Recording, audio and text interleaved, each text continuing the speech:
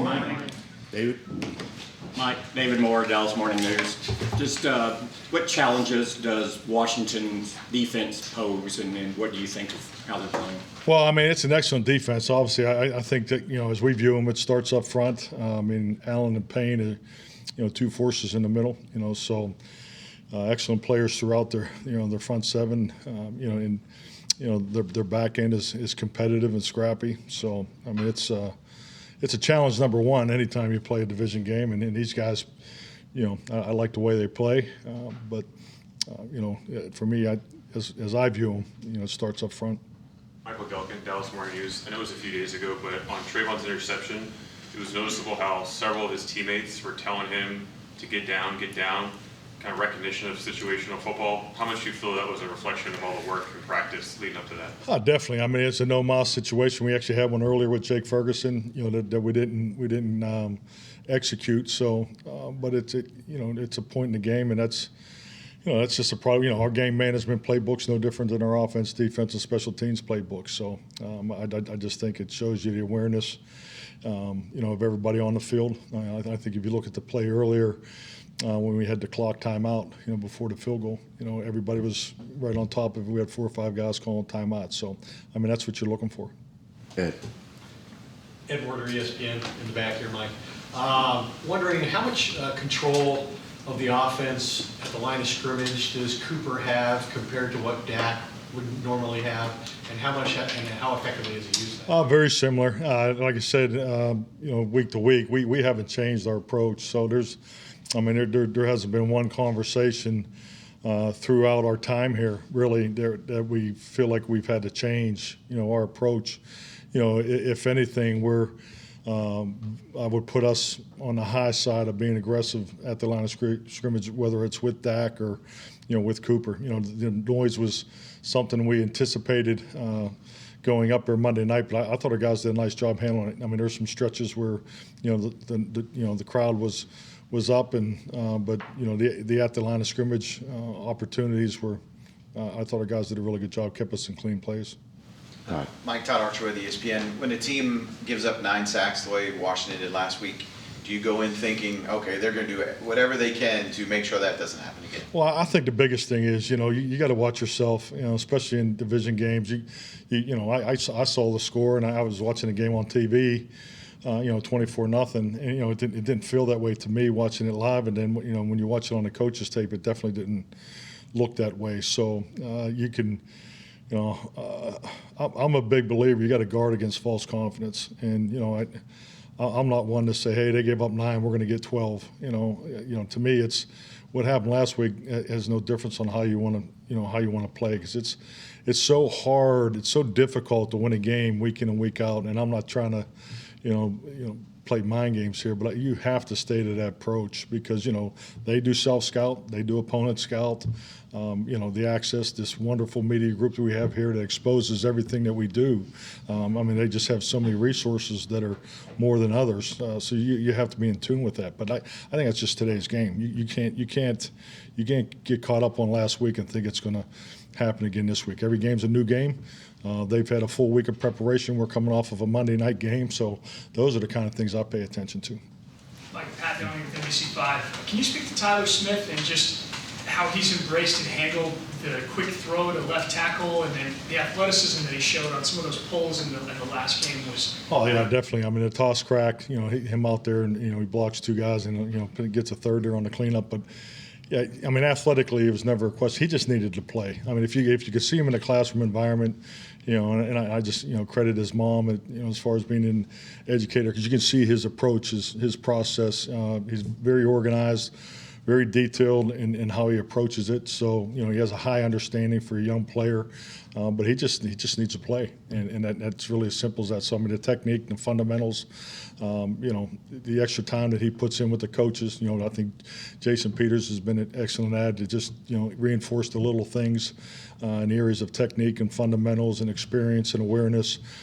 So I think he's done a really good job of improving in some area each week. Was all of that about Tyler's makeup known before drafting him, or can you not know fully that a guy is going to be as committed to the process of getting better until you get your hands on him in your building? Yeah, definitely. I mean, the family background and obviously with him being local, we feel like we had a really good beat on him, as far as his time in Tulsa. I had a GM friend of mine that was picking much higher with us, that if the player that wasn't there, they were going to select Tyler, much higher than we were. So, I think for the most part, people, knew of his strong background.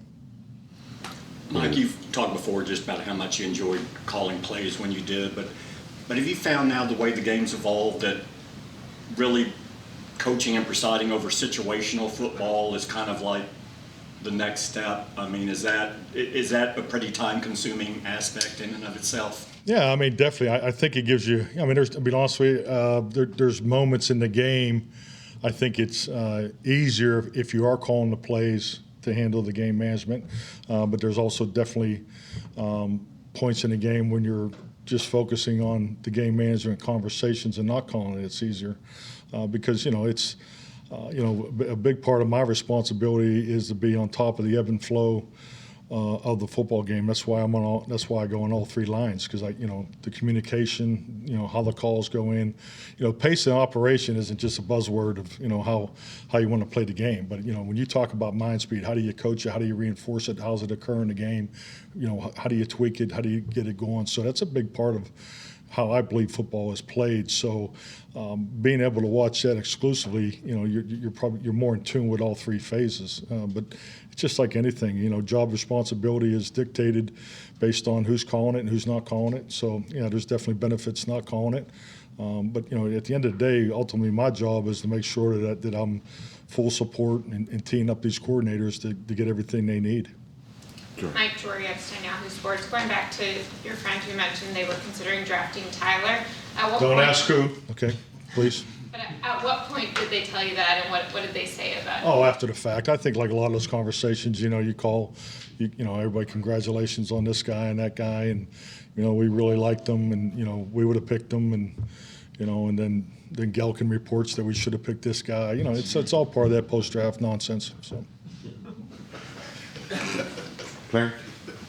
Any update on Curse and his situation from this week, as well as Schultz? Yeah, I look for both of them to go today, and this will be a big part of our practice is reduced probably about 32 minutes just because of coming off of a Monday night. So I'm hoping they can take the full slot of reps today.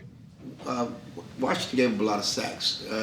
Washington gave up a lot of sacks last week. Is there anything that from the line with the quarterback, anything you can exploit? How do you take advantage of it? Was that just a one-game situation? Schematically? Okay. Once again, we're going to play. We're going to play our brand of football. Our play style. We have I would rank our offense and defensive menus. Schematic menu is we have a good size volume and so forth. So we're going to stick to the things. We're still in September football in a sense. So I think the most important thing is that we stay true to where our reps are. The things that we have, the volume of the things we worked on in training camp, and that's the way we got to approach this game. So it's, we're obviously aware of how it happened, what happened in prior games, but I look at these prior games. I'm not a huge copycat coach, and I know a lot of the particularly offensive coordinators are in the league, because I always looked at it, if you don't have that variation of the play that really schematically challenges the opponent, then you probably didn't have the best offseason. So I think the ability to conceptually put scheme in, have the variations that you can grow through, because at the end of the day it's about the players, and particularly on offense, fitting everything to the quarterback's feet, fitting everything to the runner's course. You don't want to be putting in new plays in and week out, and it happens. But I'm just not a big believer in that. Calvin Watkins, Dallas Morning News. I know in practices you want to get things accomplished for your offense, but based on how your defense has been going, how hard has that been? Because they are on a pretty good tear right now. This is the way they've been playing. They're playing really well, and I don't know if they're making it hard for you guys even in practice sometimes. Well, I mean, on a normal Thursday we have two competitive periods. Well, this is not a normal Thursday, so so I mean we're working hard at work. So it's both offense and defense are working against look teams. So I mean, we'll have a competitive 2-minute 7-on-7 today, but that's the only time that we'll actually just call it and compete against each other. In those competitive periods, I mean, obviously you see what your defense is doing against somebody else, but are they making it just as hard just for you guys offensively? Well, I mean, there's communications between both Kellen and Dan. When you go into the competitive periods, I mean, we don't want to have totally lopsided calls. We want it to be competitive, and but whether the emphasis is on pressure, or emphasis is on 4-man rush, and and if Dan is looking to get something, if he needs a week where they're high screen or something, we'll try to roll one of those in there too. So, but you want the competitive, you want the competitive spirit that that we achieved in training camp. You want to maintain that, the best you can, and from a safety perspective throughout the in-season work. Mike, you've had to coach a lot of games without Dak over the past 3 years. You've had an inordinate amount of success with Cooper. How much of that is, you mentioned complementary football, and this team's ability to do that. How much of it is, though, that he's been able to avoid sacks, doesn't seem to commit a lot of turnovers? Like, how much of it is his performance? Well, I know you're struggling not to say it was coaching, but I appreciate that. But no, I just think you got to give him, huh?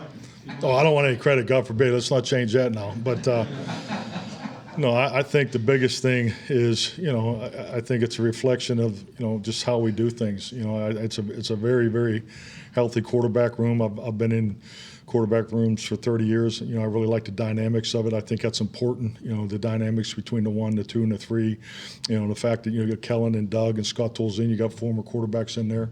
I think that's a positive too. So I think it's just the climate and how we're set up is really conducive, for the next guy to be ready. And ultimately, I think you have to give Cooper a ton of credit. He's put together 2 excellent games, and but the more you play, the more film you have, and I'm sure Washington will challenge us accordingly. I'll make sure to say that Cooper is 3-0 with Mike McCarthy and Kellen. I don't think ESPN will let you do that, but go for it. How many times this week have you almost referred to the Commanders as their other nickname?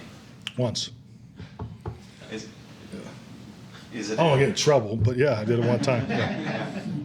Because people still do it with the Chargers, even though they've been in that way now for. I mean, I just think it's product of being around a few years, and but yeah, I have to think about it before I say it. I think that's human. Yeah. Mike, with I just don't want to get fined, Todd. with Connor McGovern working back and with Jason Peters ramping up, what's the process been like of just kind of finding the right solution of what left guard looks like? I mean, that's an excellent question. I mean, you're trying to. We got tough, good decisions to make moving forward. I think when players are getting healthy, who's on the 48. I mean, we're going to have disappointed players on Sunday, and that's the tough part of not being able to address everybody. So, but we'll continue to work the week, and we'll have a plan going into the game, but we'll also have the ability to react to how the game goes. Is it? Well, Jalen Tolbert was active last week. Going forward, how much of his ability to be active is about his contributions on offense versus needing to contribute on special? Yeah, I think like anything, if you look at 5 receivers up for the game, the guys that start in 11, I think you have to look at number 4 and 5 and what is their contribution on special teams. So, I think just a basic normal formula is special teams first, then offense. So that's something where, Jalen had the injury in training camp, so he missed out on a lot of opportunities to play special teams, and he's trying to catch up in that area. Coach Arnold Payne, WFAA TV. You mentioned react as the game goes. Your thoughts on platooning quarterbacks? Platooning quarterbacks? It's a hypothetical, so I don't do hypotheticals. I've never done it, to answer your question. All right. All right. Thank you.